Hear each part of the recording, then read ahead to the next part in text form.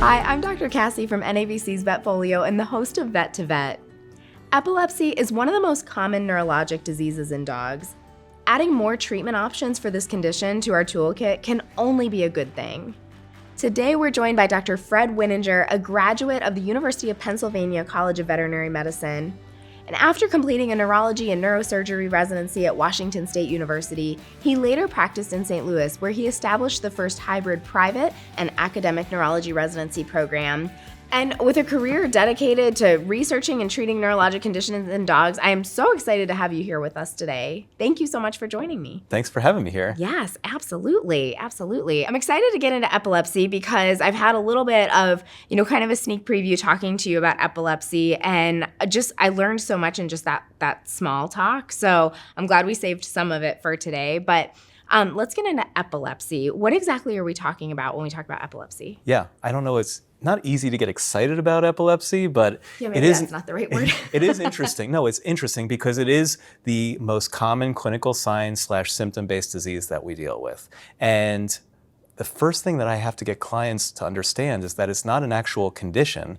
It's a symptom-based disease. So it is the actual seizures that are causing the problem, and then the question becomes what's causing it, what's underlying it.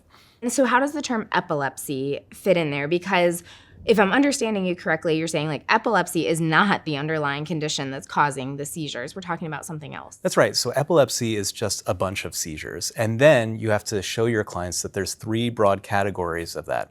One category would be something outside the brain bothering the brain, so the so-called metabolic encephalopathies.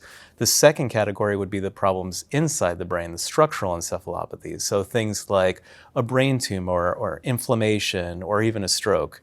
And then there's idiopathic epilepsy, which is the genetic type epilepsy that most people think of.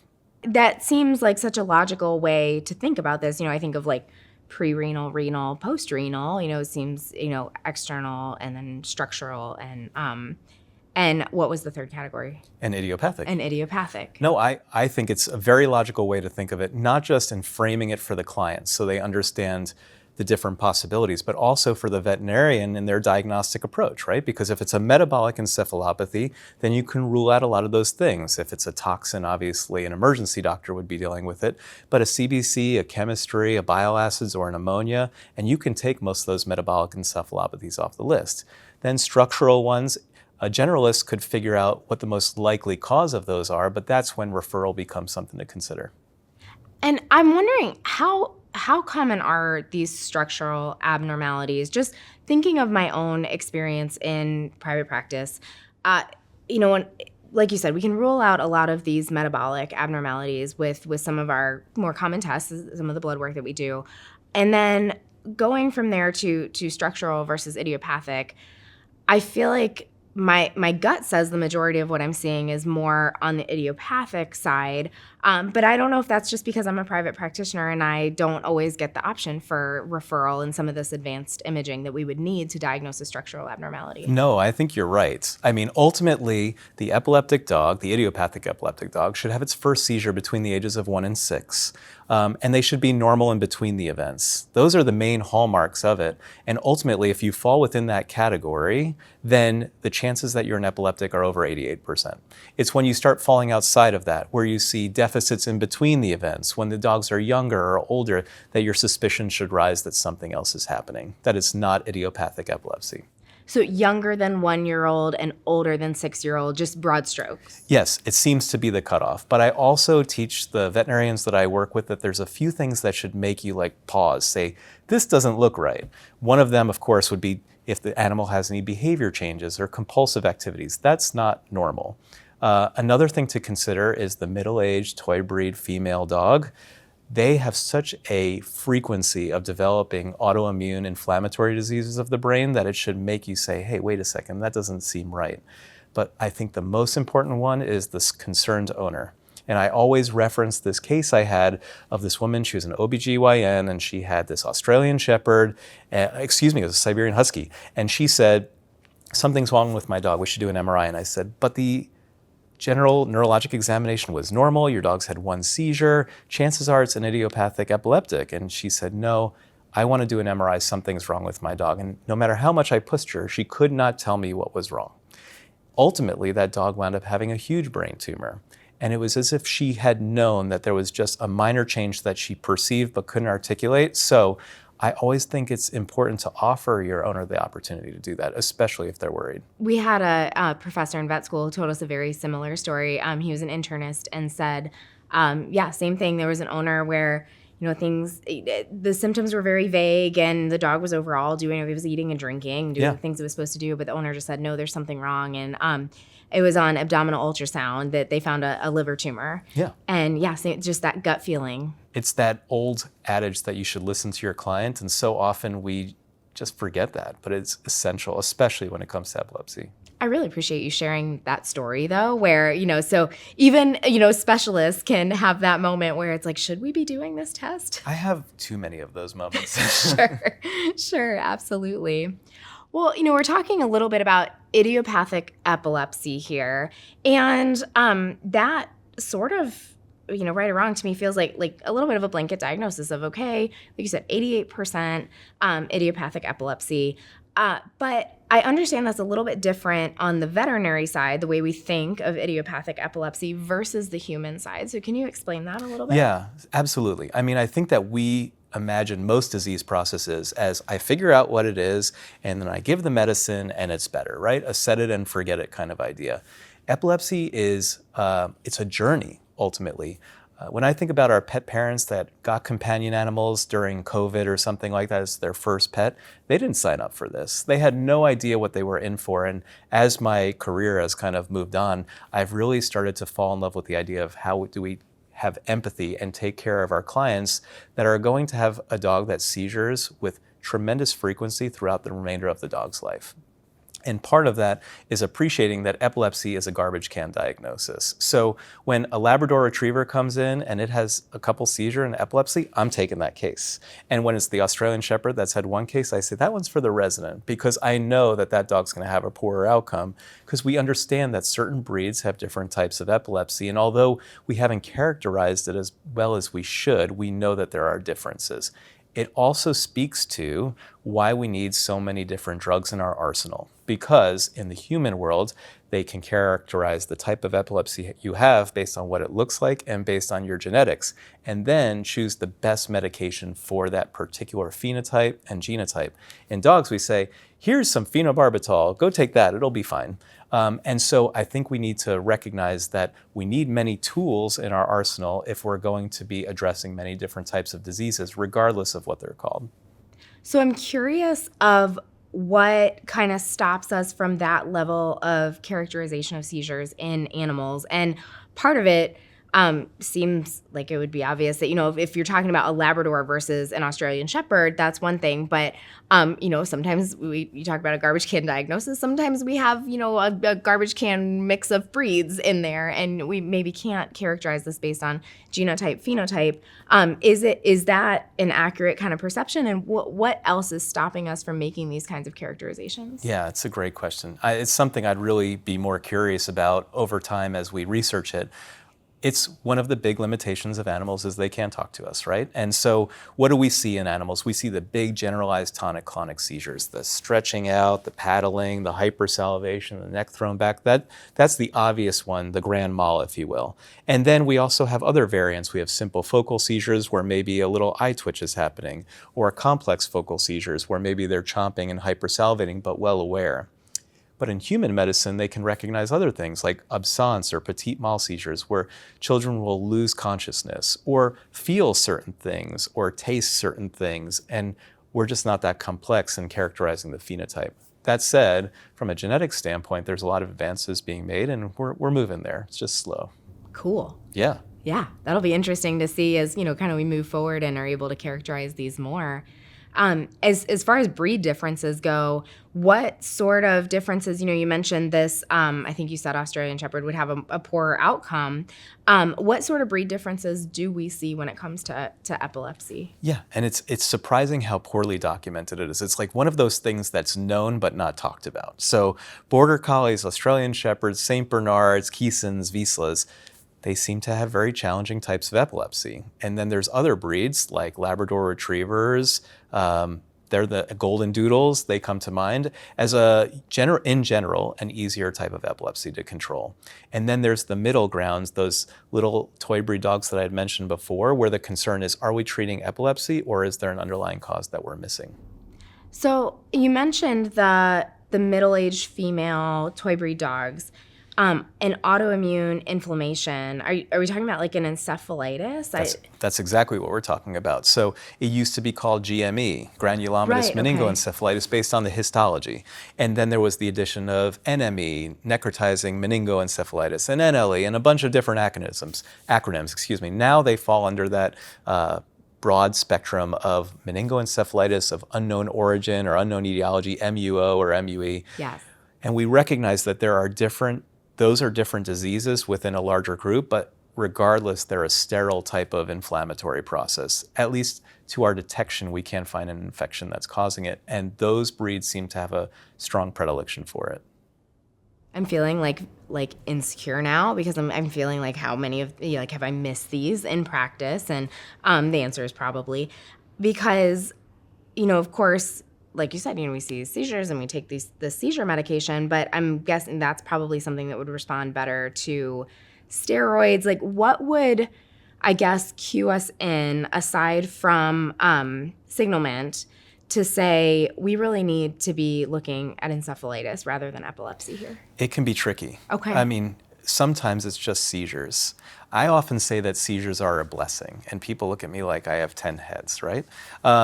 Seizures are a blessing because they can be an underlying or an early warning indicator of disease. And I often share this story of a vet school classmate whose husband headed a soccer ball and he had double vision. It persisted for several weeks. And so he went to a neurologist, they did an MRI, they found that he had a brain tumor. Now the challenge in animals is that they can't tell us that they taste triangles or smell red, right? And so since they can't give us those early clues, a lot of times a seizure is going to be the only thing that clues us in. And consider this, the brain is quite large and yet we use a tiny strip of it for sensory and motor functions. So you have this vast expanse of brain that isn't doing anything. And so you could have a mass in there that's not causing any problems other than seizures. And so it's often paradoxical for clients because if a dog hurts its knee or has an orthopedic problem, the client might say, well, why don't we just wait and see how this does with some non-steroidals or something like that. Neurology is paradoxical to that. If you're waiting to see if the dog develops a proprioceptive deficit or a vision abnormality, you're basically saying, I want this mass to get so large that it affects important structures. And so seizures can be a blessing. But if they're on their own, like you're asking about, it can be very tricky to know, should I investigate this or should I not? That does make me feel a little bit better to say these can be, kind of vague. Diagnosis-wise with those, are we talking about like CSF tap or imaging, both? Yeah, I think, we have to investigate with our diagnostics if we want to get to that diagnosis of exclusion. If we want to make it epilepsy, we have to rule everything else out.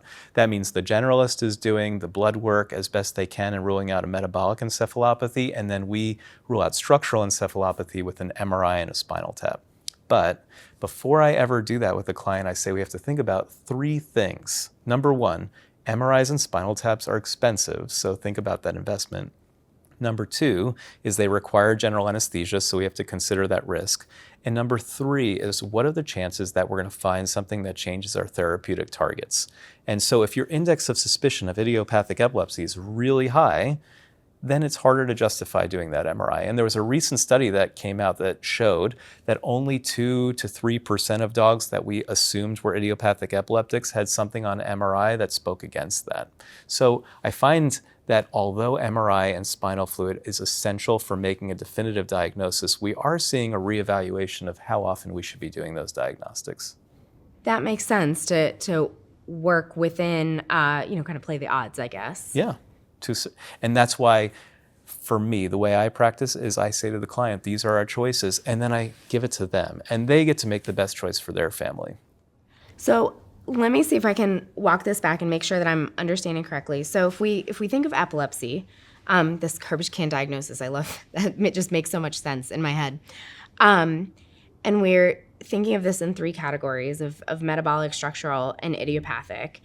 and we have, we've rolled out our metabolic, and we have a dog that is the correct signalment for idiopathic epilepsy, it might be reasonable at that point to play the odds and say, let's go ahead and talk seizure medications and manage for idiopathic epilepsy rather than going to advanced diagnostic. 100%. I think that's the right thing to do the vast majority of the time. But I also think it's important that we always offer the client the option to delve deeper if it's on their radar to do it. That makes a lot of sense. Yeah. When we're talking about managing for idiopathic epilepsy, what types of medications are we talking about? Yeah. When I think about idiopathic epilepsy, I think of it like a cartoonish way. Usually our brain is talking to itself like it's having a conversation. This neuron's talking this way and this one's neuron's talking this way. But when you have a seizure, you have a bunch of cells, you have a bunch of neurons that all start talking at the same time. And that's called a seizure focus. Now that seizure focus is a bunch of bad dudes, and it can basically recruit the rest of the brain to do that. Kind of like if you had a flash mob, they could get everybody to start dancing with them. So the function or the therapeutic targets are going to be one of two types. One is going to be to silence those guys, to say, hey, can you guys stop talking at the same time? And the other is going to be, can I make the rest of the brain good at quieting those guys down? They don't join the flash mob, they say, cut it out. And so when I think about therapeutic targets or the drugs that we're going to reach for, they're going to do one of those two things, and often they're synergistic together. So drugs that are pro-inhibitory, that make the rest of the crowd stronger, are going to be drugs like phenobarbital and potassium bromide. Those are our two classics. And then drugs that are going to silence the bad guys are going to be anti-excitatory drugs, and that's predominantly going to be levetiracetam, Keppra. So you mentioned potassium bromide. I would love to know more about treating with potassium bromide. Just personally, I've, like you said, you're having seizures. Here's some phenobarbital. I have absolutely been that person. You're a large breed dog and you can do twice a day levetiracetam. Great. But I would love to just gain more insight when it comes to potassium bromide. Yeah. I'm excited to be here at VMX, right? And I spoke to a number of veterinarians today, and I said, what's the most common anticonvulsant that you reach for? And they all said Keppra, and then phenobarbital. And I said, how many of you use bromide? And only the people with the white hair raised their hands. And I have some white hair. So I often say I'm bringing sexy back. Like, bromide is an amazing drug that has some challenges, but all of our anti-seizure medications have some challenges. And so I'm excited about its application, especially for the generalist. And I can talk to you about all the different things that I think are advantageous about it versus phenobarbital. Absolutely. Because like you said, they all have some limitations where Keppra is going to have a different therapeutic target. And, certainly with phenobarbital, we're monitoring liver and we're having to monitor blood levels and things like that. So yes, I would love to have another medication in my arsenal, whether there's limitations at all. 100%. If we went for a walk and I fell and hit my head and we went to the hospital, they would put me on vitamin K. They'd put me on Keppra because it is a benign drug with a low side effect profile that is very effective. But it is not the end-all be-all of anti-seizure management. And we know that if you've ever tried Keppra on its own, it might work, but it very well may not. And so we have to lean into the pro-inhibitory drugs, the ones that I call the oldies but goodies. And the reason that they're oldies but goodies but challenging ones at the same time is that if you've practiced before the era of Keppra, you knew that you'd be nail biting before you'd start a dog on anti-seizure medication because basically you were relegating that dog to be on a drug for the rest of his life that had some challenges. And so you had to make a really strong, hard decision. Do I think that these seizures are severe enough and frequent enough that it's time to put them on meds forever?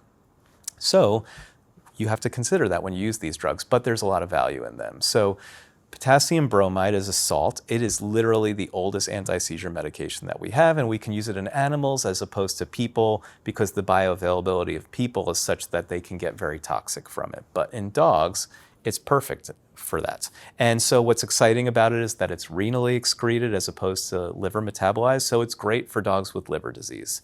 It does cause increased thirst and urination, but not as much an increase in appetite, which I really like. And what's most interesting about it is that because it's a salt, it stays in your system for a really long time. And like most things, our strengths are our weaknesses.